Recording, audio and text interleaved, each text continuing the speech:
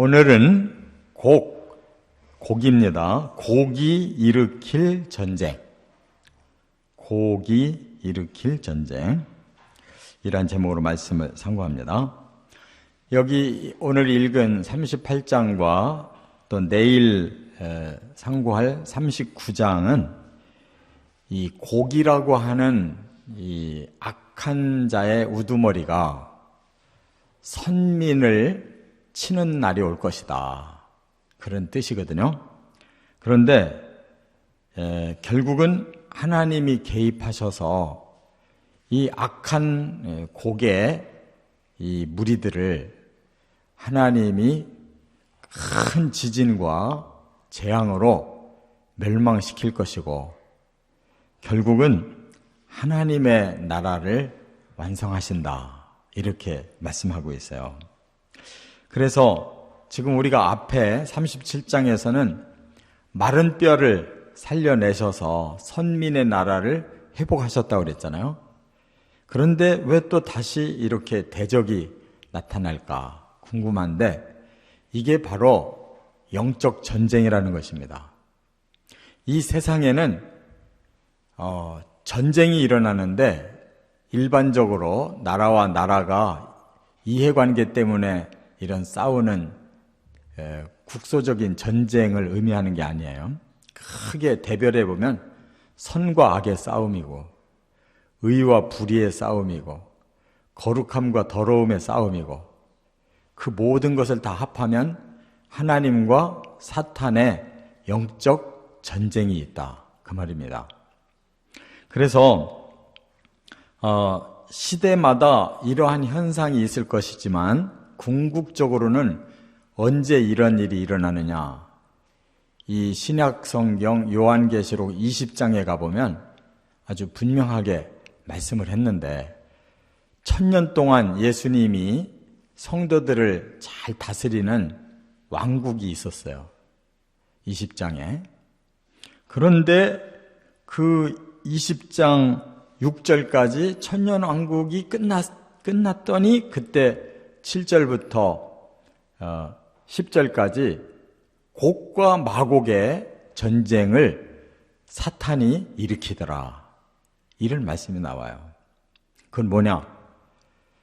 이제 하나님이 이 땅에 에덴을 회복시켰잖아요. 천년왕국이 에덴의 회복인데 그래서 낙원의 삶을 누릴 때 사탄이 감옥, 무저경에서 1000년 동안 임시로 하나님이 잡아넣었었어요.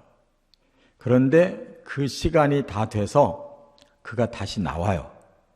나왔더니 역시 다시 선민을 공격해서 이 세상의 낙원을 바로 사탄이 차지하려고 사람들을 미혹했는데 바로 마곡과 곡의 무리들이 아주 바다에 모래처럼 많이 모여서 선민을 대적하더라. 하나님 경외하는 자들을 대적하더라는 거예요.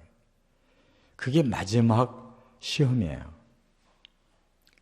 그리고 거기서 이제 하나님이 재앙을 내려서 악한 자들을 유황불에 집어넣고 나서 새하늘과 새 땅과 새 예루살렘이 생기면서 거기에 이제 들어가는 성도들은 그야말로 영원한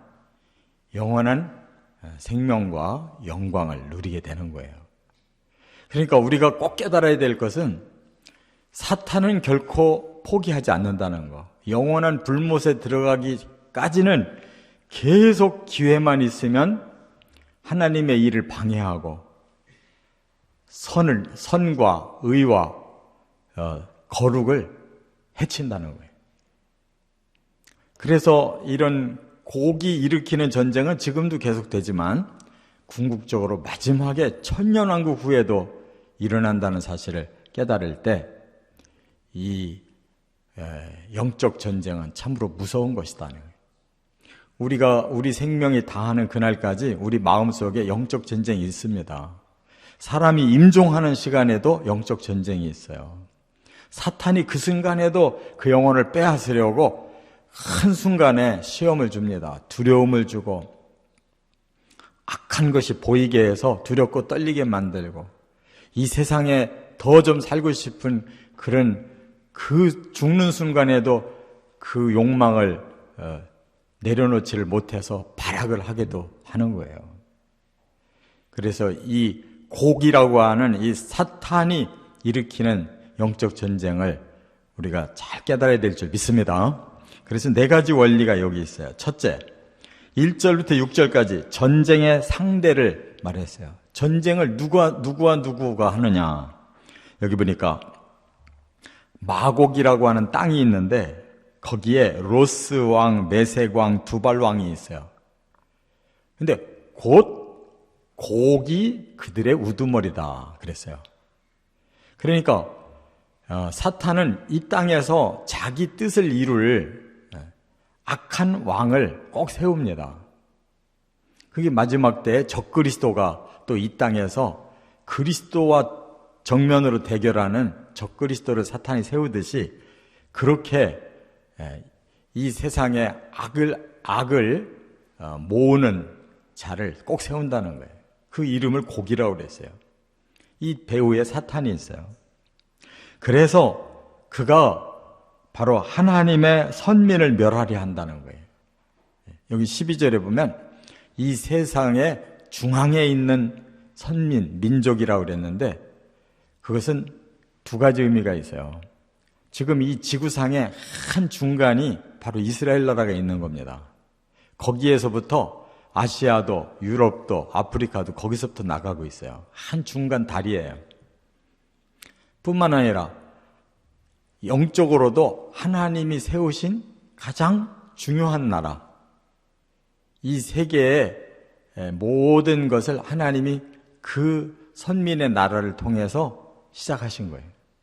아브라함도 거기서 부르고 다윗 왕도 거기서 세우고 선지자들을 통해 성경도 거기서 주시고 바로 예수 그리스도도 메시아도 거기서 나시고,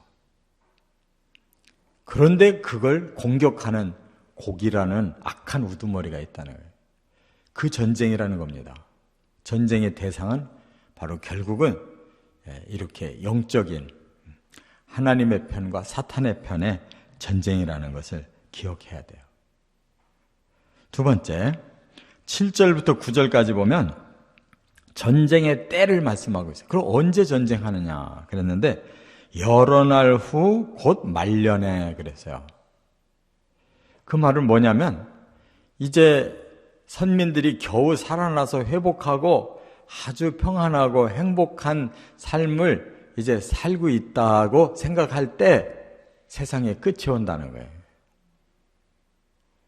마치 에덴 동산이 회복돼서 천년이라고 하는 그 축복을 누리고 우리는 여기서 영원히 사는가 보다 했는데 거기에 끝이 있는 거예요. 말년.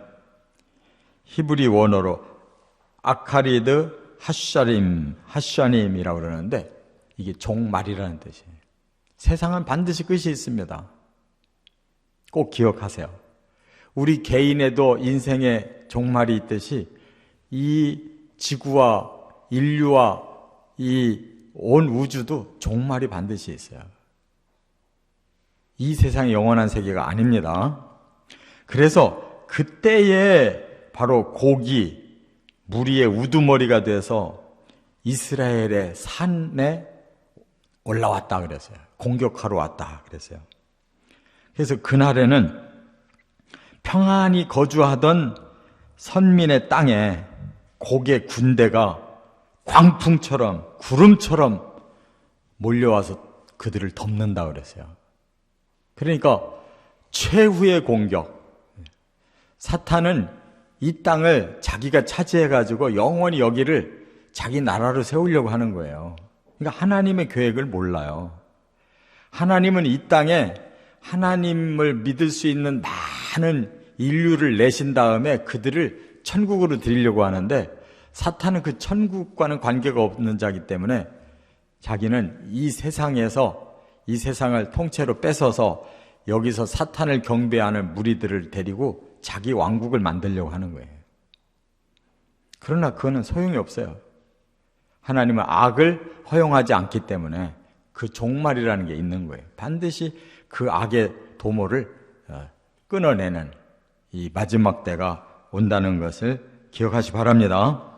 그래서 제가 서두에도 말씀드렸지만 요한계시록 20장 7절부터 10절에 곡과 마곡의 전쟁이 있는데 그걸 사탄이 배후에서 조절해가지고 이 땅의 인류가 그렇게 다시 나눠지는데 사탄의 무리들이 바다의 모래처럼 많았다는 거예요.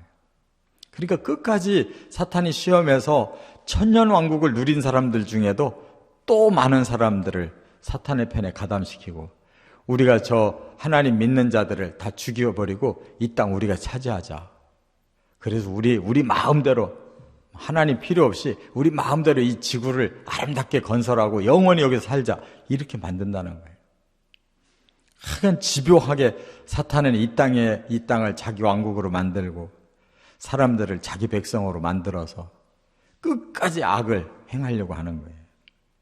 그렇기 때문에 그 마곡의 전쟁이 끝나면 바로 지구가 사라지고 새하늘과 새 땅과 새 예루살렘이 펼쳐지면서 그리로 들어가는 것이 바로 이 시험, 이 영적 전쟁에서 이긴 자들이 바로 천국에 들어가는 거예요.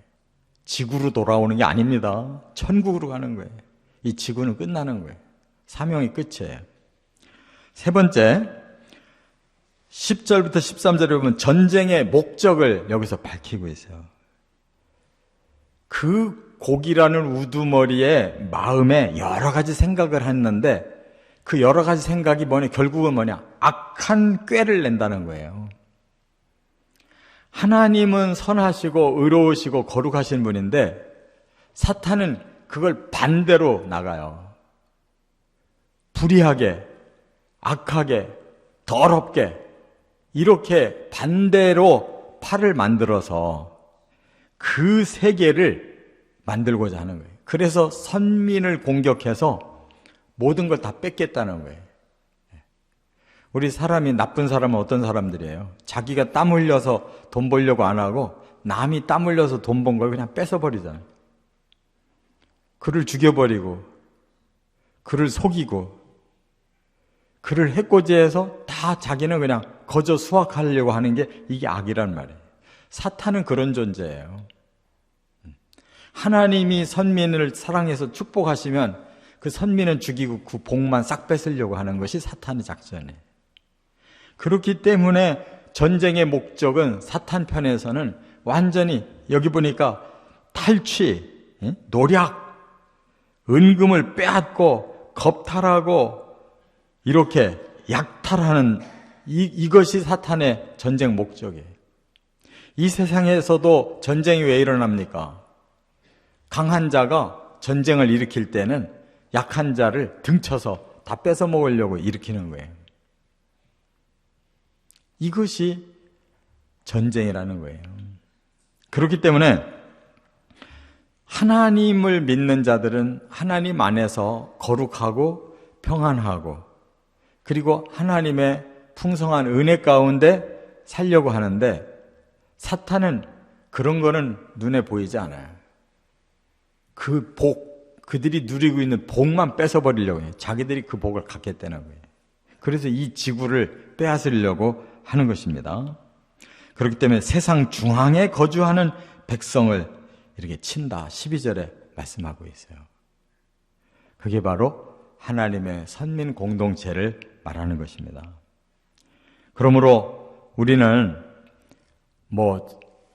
세상의 중앙에 살든 가장자리에 살든 중요한 것은 우리는 하나님 자녀가 됐다는 거.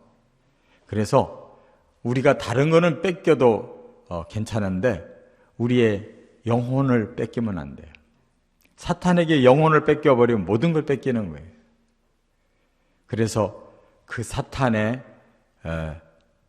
주는 미혹도 이겨내야 되고 사탄이 주는 두려움도 이겨내야 되고 이 세상을 향하게 만드는 것을 우리가 차단해야 의와 선과 거룩을 유지할 수 있어요.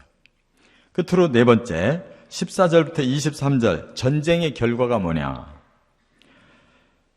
그들이 북쪽 끝에서부터 말탄 아주 큰 능한 군대가 마지막에 공격을 할 거다 그랬는데 왜 북쪽이냐?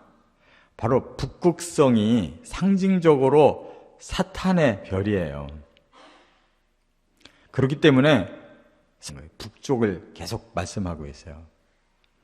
그래서 그 전에 정말로 푸는 분들이 소련이 하도 악하니까 소련에서 그 세계 대전을 마지막에 일으킬 거다 그랬는데 지금 소련은 기독교 국가 다시 돌아왔잖아요. 그러니까 너무 지금의 시각에서 볼 게 아니고 이거는 상징적인 거예요.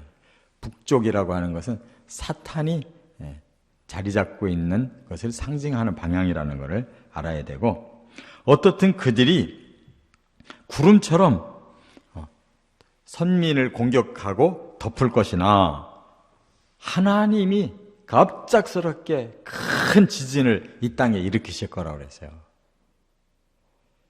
그러니까 여러분, 만약에 핵이 터진다 그러면 아무리 많은 군대들이 싸우려고 나왔다가도 한순간에 모두가 죽는 겁니다.